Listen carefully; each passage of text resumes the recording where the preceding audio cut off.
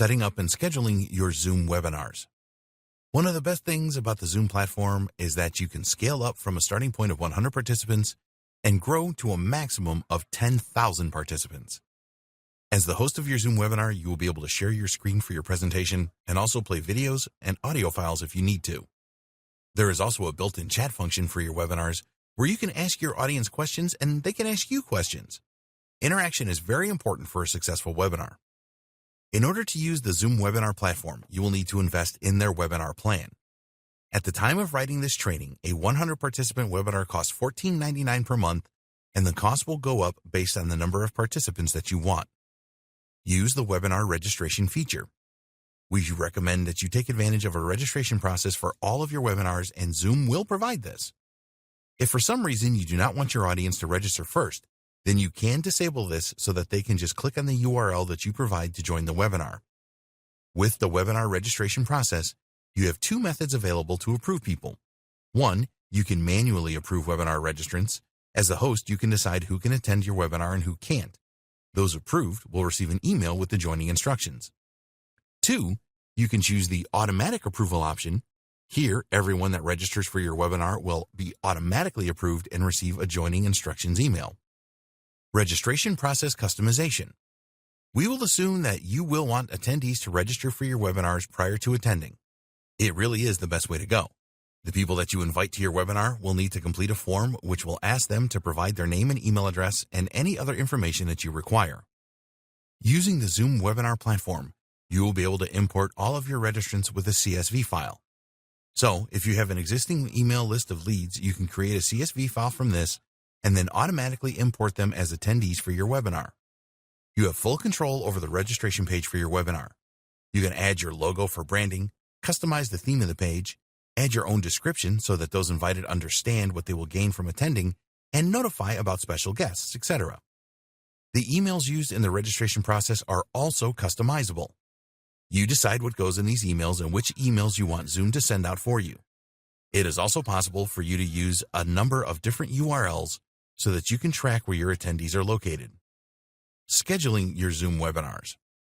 Scheduling a Zoom webinar is very straightforward, but you will need to provide accurate information. You just need to sign into your Zoom web portal and then click on the Webinars option. Here, you will be able to see a list of all of the webinars that you have scheduled, if you have done this. Look for the Schedule a Webinar tab, and this will take you into the webinar settings screen. Here you can enter a title or topic of your webinar, and then a description of the webinar beneath this. The description is optional, but we recommend that you add information here as it will be displayed on your registration page. If you have created a webinar template before, then you can apply this. When you first set up a webinar, you can save all of the settings in the form of a template, which makes it easier for you when you want to schedule the same webinar again. The next step is to enter the date and the time of your webinar. After that, you will need to enter an estimated duration for your webinar. This is just for scheduling, and you are not going to be held to this time. We recommend that you enter 1 hour here. The time zone defaults to that in your profile, but you can change this. For example, if you live outside of the United States, but most of your attendees will come from there, then you can change the time zone to one that U.S. citizens will be familiar with, such as Eastern Standard Time, EST. Recurring webinars. Next, you will have the option to set up your webinar as recurring. Each Zoom webinar is assigned a unique ID, and when you choose this option, the same ID will be used. You will need to choose how often you want your webinar to repeat, in other words, weekly, daily, monthly, or no fixed time. There will be other options dependent on your recurring settings. For example, you can configure the webinar to end after a set number of repeats or set an exact date for the recurring to stop. Registration options. Next are the attendee registration options. You will need to decide if you want your attendees to register for more than one of your recurring webinars or all of them. Or you can force people to register for each webinar event, recommended. There is also an option for attendees to register for more than one recurring webinar event. Video and audio. As the host, you can decide if you want your video turned on or off when you join the webinar. Even if you decide to turn this off, you can start it at any time during the webinar. If you have special guests attending, then you can set their video options to on or off as well. We recommend that you set this to on if they are going to present. Next, you can choose the audio options that you want.